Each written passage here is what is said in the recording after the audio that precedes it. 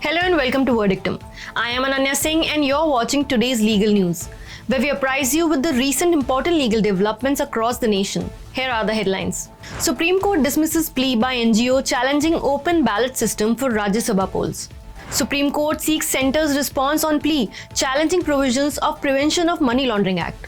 Calcutta High Court upholds trial court order staying the arrest warrant against cricketer Mohammad Shami in domestic violence case.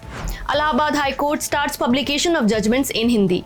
Lok Sabha Secretariat reinstates Lakshadweep MP PP Faisal to Parliament after his conviction suspended by Kerala High Court. Now let's take a detailed look on the headlines.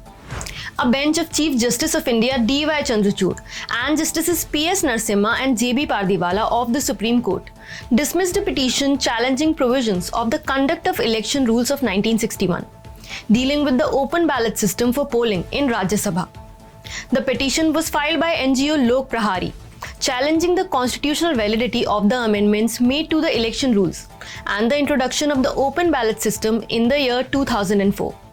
The rule being challenged requires an MP or MLA to show their ballot paper to a polling agent during Rajya Sabha and State Legislative Council polls. And in case of failure to do so, an elector loses his or her right to vote. The rule was thereby challenged for being violative of Articles 14 and 80 subclause 4 of the Constitution. The court, however, dismissed the petition, stating that in 2006, in the case of Kuldeep Nayyar versus Union of India, this system was upheld by a constitution bench, and there was no need to tinker with the same. A bench of Justices Sanjay Kishan Kaul, Ehsanuddin Amanullah, and Arvind Kumar of the Supreme Court sought the response of the central government and the Enforcement Directorate on a petition challenging the validity of Sections 50 and 63 of the Prevention of Money Laundering Act of 2002. Section 50 of the said Act deals with the power of authorities regarding summons, production of documents, and to give evidence, etc., while Section 63 deals with the punishment for false information or failure to give information, etc. The petitioner challenged the above-mentioned provisions on the ground that the provision should come within the safeguards provided in the Criminal Procedure Code of 1973, and the absence of the same amounts to violation of fundamental rights.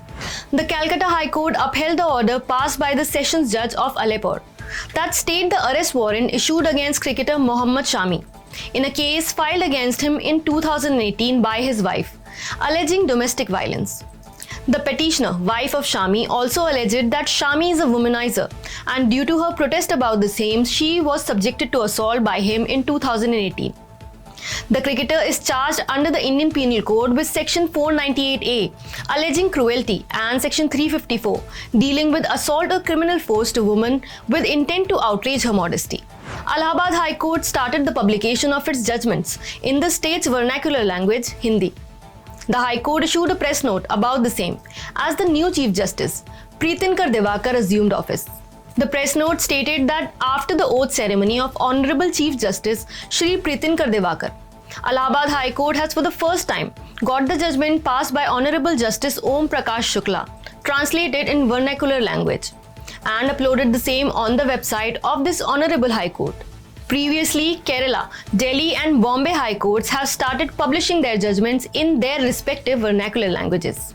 The Lok Sabha Secretariat reinstated the Member of Parliament from Lakshadweep, PP Faisal, to the Parliament after his conviction in an attempt to murder case was suspended by the Kerala High Court. The notification issued by the Secretariat came moments before the hearing on a plea before the Supreme Court with regards the restoration of the membership of Faisal was to be conducted. That was all on today's legal news. Thank you and keep watching Verdictum, and subscribe to our channel and download the Verdictum app on iOS and Android to keep yourself updated with authentic legal news.